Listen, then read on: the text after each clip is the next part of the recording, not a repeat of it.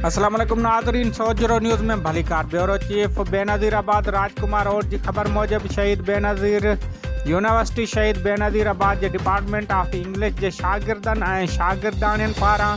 पंहिंजे निसाबी सरगर्मियुनि जे सिलसिले में संदन कोर्स में मौजूद मुख़्तलिफ़ नावलनि मां जंगी कहाणियुनि ते तस्वीरी नुमा पोस्टर प्रेज़ेंटेशन पेश करण जी सरगर्मी कई वई,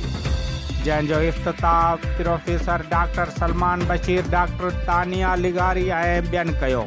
हुन पोस्टर प्रेज़ेंटेशन में ख़ुसूसी तौर ते फ़लस्तीन ऐं इसराइल जे विच में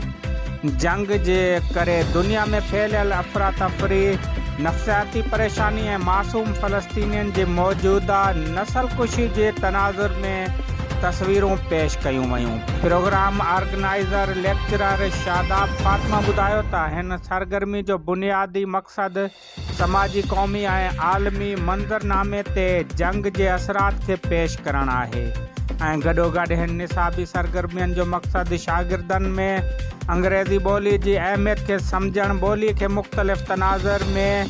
इस्तेमालु ऐं शागिर्दनि जे एतमाद खे बहितर करण बि आहे। शागिर्दनि जे नफ़्सियात ते